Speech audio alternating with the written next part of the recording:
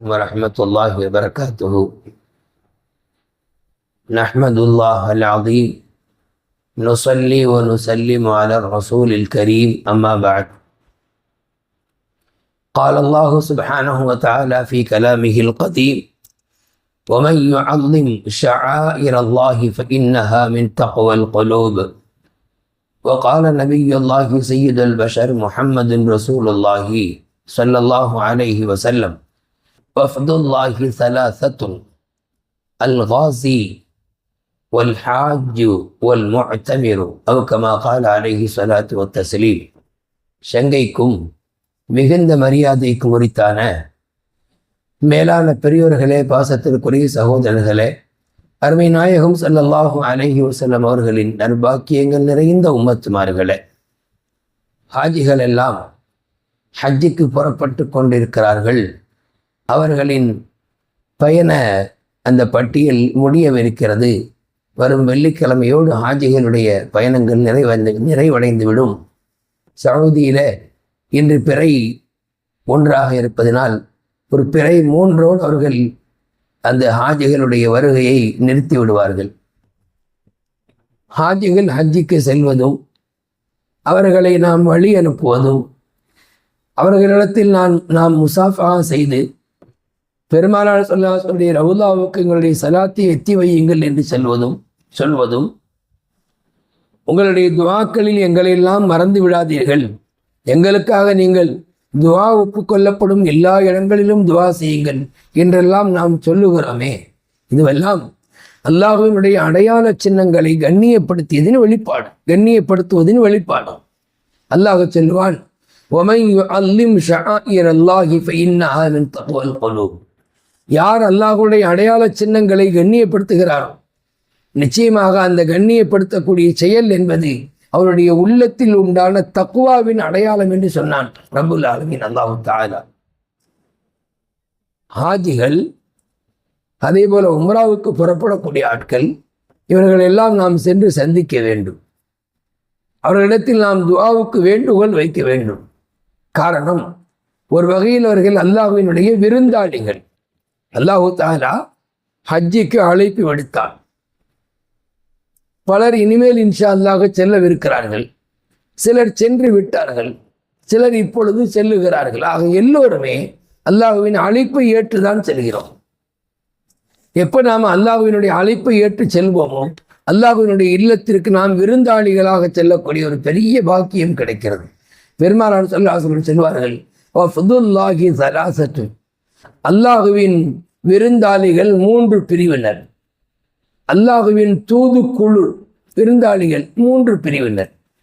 தூதுக்குழுன்னா தெரியுமில்ல, ஒரு நாட்டிலிருந்து இன்னொரு நாட்டிற்கு அவர்கள் அரசு விருந்தாளியாக வருவார்கள். வேறொன்றும் இல்லை, அவர்கள் சுற்றி பார்க்க வருவதில்லை.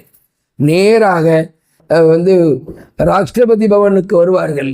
அரசு மாளிகையில் தங்கியிருப்பார்கள். மன்னர்களோடும் பிரதமர்களோடும் ஜனாதிபதிகளோடும் சந்திப்பை ஏற்படுத்துவார்கள். தங்கள் நாட்டு மக்களுடைய அந்த செய்திகளை எடுத்துரைப்பார்கள்.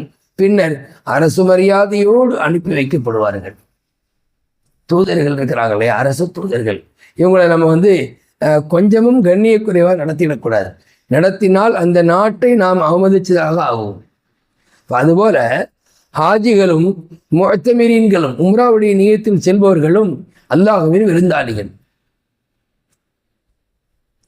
நபி ஸல்லல்லாஹு அலைஹி வஸல்லம் சொல்வாங்க, மூன்று பிரிவினர்கள் அல்லாஹ்வின் விருந்தாளிகள். ஒன்று அல்லாஹ்வின் பாதையில் போரிடக்கூடிய ஆட்கள், இன்னொன்று ஹாஜிகள், மூன்றாவது உம்ரா செய்யக்கூடியவர்கள். ஏன் இவர்களை நபி ஸல்லல்லாஹு அலைஹி வஸல்லம் அல்லாஹ்வுடைய விருந்தாளிகள் என்று சொன்னார்கள் தெரியுமா? மற்ற இபாதத்துகளில் இல்லாத கஷ்டங்களை இவர்கள் அனுபவிக்கிறார்கள். மற்ற இபாதத்துகளில் இல்லாத சிரமங்களை இவர்கள் தாங்கிக் கொள்கிறார்கள். ஒன்று, குடும்பத்தை விட்டு பிரிந்து நீண்ட தூரம் பயணிக்கிறார்கள். தொழுகையெல்லாம் அப்படி இல்லை. நம்ம மஹல்லா பள்ளியில் தொழுவது தான் ஏற்றம். நம்ம வீட்டிற்கும் பள்ளிக்கும் நீண்ட தூரம் இருக்காது. அப்போ நம்ம குடும்பத்தை பிரிய வேண்டிய அவசியம் இல்லை. நோன்பும் அப்படித்தான், ஜக்காத்து போன்ற அமல்களும் அப்படித்தான். ஆனால் ஹஜ்ஜுடைய அமல் என்பது இங்கே இருந்து புறப்பட்டு அங்கே போனால் தான் செய்ய முடியும். கனவில் ஒருத்தர் தவாஃபை செய்துவிட்டு, சஹியை செய்துவிட்டு, தபஐ அதாவது குர்பானியை கொடுத்து விட்டு, தலைமுடிகளை கலைத்து விட்டு தன்னை ஹாஜி என்று சொல்லிக்கொள்ள முடியாது. அப்படித்தான். அதுபோல இங்கே ஏதேனும் ஒரு கருப்பு கலர் கட்டிடத்தை வலம் வந்து விட்டு நான் ஹஜ்ஜிக்கு சென்று வந்து விட்டேன் என்று சொல்லிட முடியாது.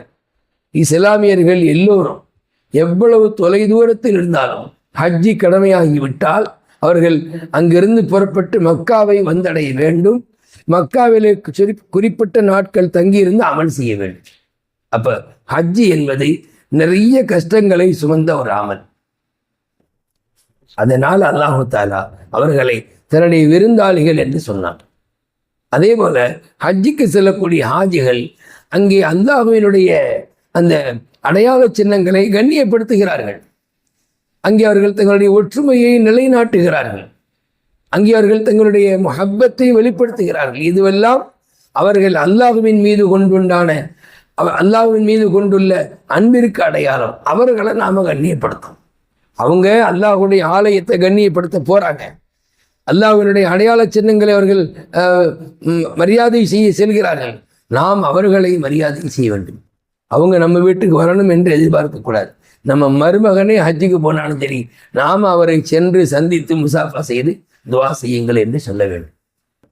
இல்லை அவர் இங்கே வருவார் அப்படி இப்படியெல்லாம் நாம் நினைக்கவே கூடாது. நம்முடைய மாணவர் ஹஜ்ஜுக்கு போகிறார் என்று வையுங்கள். அவன் நம்ம புள்ள தானுங்க, நம்மள்கிட்ட அவன் முசாஃபா செஞ்சுட்டு போகணுங்க. இதெல்லாம் இங்கே செல்லாது. இவங்க அல்லாஹ்வுடைய விருந்தாளிகள். அவங்கள நாம தான் சென்று சந்திக்கணும். இந்த உலகத்தில் ஹஜ்ரத் ரசூலுல்லாஹி ஸல்லல்லாஹு அலைஹி வஸல்லம் அவர்களை விட மிக உயர்ந்த ஒரு மனிதர் இல்லவே இல்லை. அப்படிதானே? அந்த நபி ஸல்லல்லாஹு அலைஹி வஸல்லம் அவர்கள் உமர் ரலியல்லாஹு அன்ஹு உம்ராவுக்கு சென்ற போது உமர் ரலியல்லாஹு அவர்களை சந்தித்து சொல்வார்கள், லா துன்சி ஃபீ துஆயிக யா உஹை லா துன்சினி ஃபீ துஆயிக யா உஹை.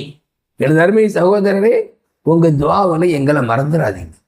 யார்கிட்ட சொல்றா பாருங்க. உலகமே அந்த நாயகத்தின் துஆவுக்காக காத்து கிடக்குது, தவம் இருக்குது.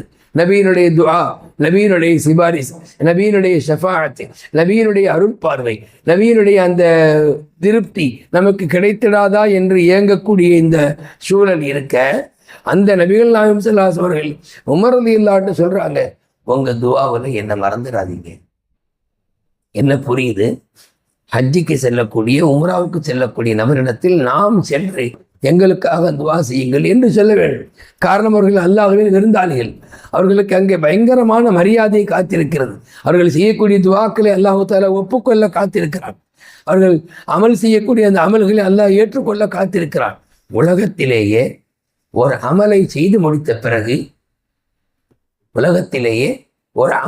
முடித்த பிறகு அவர் வேறொரு நபராக மாறி செல்வது ஹஜ்ஜுடைய அமலில் மட்டும்தான். இப்போ நம்ம சுபு தொழுக வந்தோம் இல்லையா? சுபு தொழுதுட்டு திரும்ப போகும்போது நாம் எப்படி போவோம்? முன்னாடி எப்படி வந்தோமோ காசிம் பாயாக வந்தோம், காசிம் பாயாகவே செல்வோம்.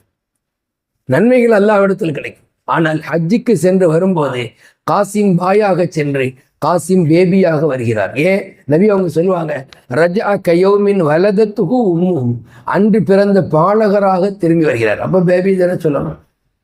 எதற்காக சொல்ல என்று சொன்னால், ஒட்டுமொத்த பாவங்களையும் அங்கே நாம் தொலைத்து விட்டு ஒரு பிறந்த பாலகனை போல பரிசுத்தமான ஒரு நபராக நாம் வருகிறோம் என்று சொன்னார். அந்த அமல் எவ்வளவு புனிதமானது. அப்போ அவர்கள் அல்லாஹ்வுடைய விருந்தாளிகள் எல்லாமும் வேறு யார்?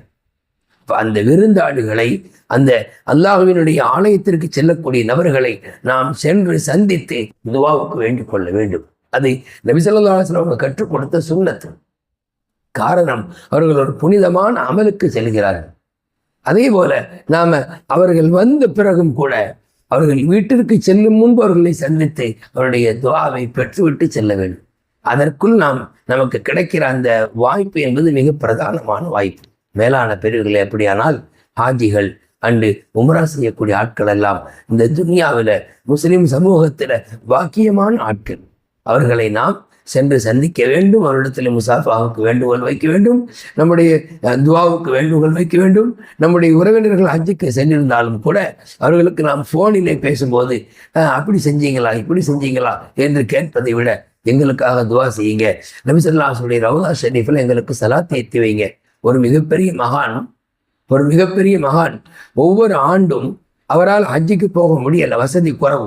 ஒவ்வொரு ஆண்டும் ஹஜ்ஜுக்கு செல்லக்கூடிய ஹாஜிகளிடத்தில் நபியினுடைய ரவுதாவிலே சென்றால் இந்த அடியாருடைய சலாத்தை எத்தி வையுங்கள், சலாத்தை எத்தி வையுங்கள் என்று சொல்லி அனுப்பி கொண்டே இருப்பார்களாம். அல்லாஹ் அவர்களுக்கும் ஹஜ்ஜுடைய வாய்ப்பை கொடுத்தான். ஹஜ்ஜிக்கு சென்றார்கள், ஹஜ்ஜை முடித்தார்கள். நாயகத்தினுடைய ரவுதா ஷரீஃபிலே சென்று இப்படி சொன்னார்கள், நாயகமே, இது நாள் வரை என்னுடைய சலாத்தை நான் உங்களுக்கு அனுப்பி கொண்டிருந்தேன். நாயகமே, இது நாள் வரை என்னுடைய சலாத்தை உங்களுக்கு அனுப்பி கொண்டிருந்தேன். இப்பொழுது நானே வந்திருக்கிறேன், உங்களிடத்தில் முசாஃபா செய்ய வேண்டும், உங்களுடைய கையை காட்டுங்கள் என்று சொன்னார்கள். கபரிலிருந்து கை வந்தது. நபிசல்லாஹுடைய புனிதமான முபாரக்கான கரம் வந்தது. இந்த சையத் அஹ்மது கபீர் ரிஃபாஇ ரலியல்லாஹு அவர்கள் அவருடைய கரத்தை பிடித்து முசாஃபா செய்தார்கள் என்று வரலாறு பேசுகிறது. இதுதான் முஹப்பத். இதுதான் அந்த இல்லத்திற்கு, அந்த இடத்திற்கு நாம் கொடுக்கிற மரியாதை. மேலான பெரியவர்களே, அப்படியானால் நம்முடைய சமூகத்தில் ஹாஜிகள், உம்ராவுக்கு செல்லக்கூடிய ஆட்கள் கண்ணியமானவர்கள், அவர்களை நாம் கண்ணியப்படுத்த வேண்டும். வல்ல நாயன் நமக்கும் ஹஜ் உம்ராவுடைய பாக்கியங்களை தந்தல் புரிவானாக. ஆமீன் ஆமீன் யா ரப்பல் ஆலமீன். அஸ்ஸலாமு அலைக்கும் வரஹ்மத்துல்லாஹி வபரகாத்துஹு.